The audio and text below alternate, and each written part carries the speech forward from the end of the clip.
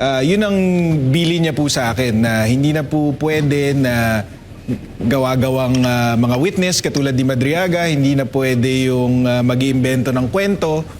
Kasi lalo na ngayon na kunyari ginamit sa impeachment na napakahalagang proseso, ang pwedeng mangyari dito kapag kasinakyan to ng mga politiko, kagaya ng nangyayari ngayon, is mawawalan ng vice presidente na duly elected ng tao.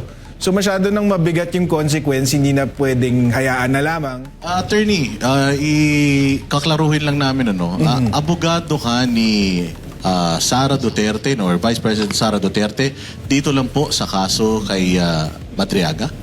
Opo, para dito sa perjury complaint versus Madriaga at saka sa mga susunod pang kakasuhan kung aabot tayo doon. Siyempre, bago tayo mag-dig in dito sa issue na ito, kami po nakikita namin na dati naman po si Pangulong Vice President Sara Duterte hindi siya masyadong sumasagot sa mga issues. At nasabi rin niya doon sa nakaraang interview ni Banat Bay tsaka ang inyong lingkod sa Tapang at Malasakit.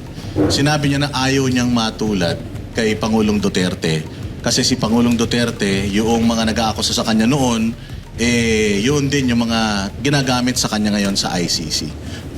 Ano pong opinion nyo tungkol doon? Tama po ba ito or hindi lang po ba ito yung una at huli na mga kakasuhan ni Inday Sara sa mga naninira sa kanya? Tama po yun. Nung una po kaming nag-ugnayan ni VP Sara, yun ang bili niya po sa akin na hindi na po pwede na gawa-gawang mga witness katulad ni Madriaga, hindi na pwede yung mag-iimbento ng kwento.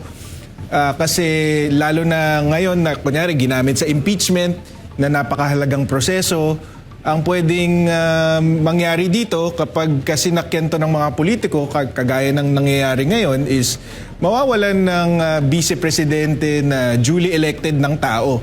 So masyado nang mabigat yung consequence, hindi na pwedeng hayaan na lamang. Kaya minabuti niya na simula ngayon, kakasuhan na yung dapat kasuhan, panagutin na yung dapat panagutin, para maaga pa lang hindi na lumaki yung problema, hindi na malinlang yung tao. Attorney, kinasuhan niyo po ng perjury. Tama po. Ang tanong ng taong bayan, bakit perjury at bakit hindi cyber libel?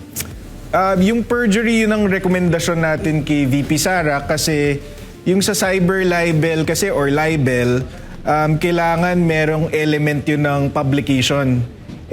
Kunyari, hindi naman natin mapatunayan kunyari na si Madriaga pinublish niya yung affidavit niya. Malamang dyan ang abogado niya or sino mang tao sa likod niya, yun ang nag-publish nun. Kaya ayaw na nating isipin yung technicality na yun. Kaya nag-focus tayo sa perjury. Ang perjury lang naman, kailangan lang natin patunayan na sa isang sworn statement, katulad ng affidavit niya, nagsinungaling siya. At yun, madali nating mapapatunayan yun.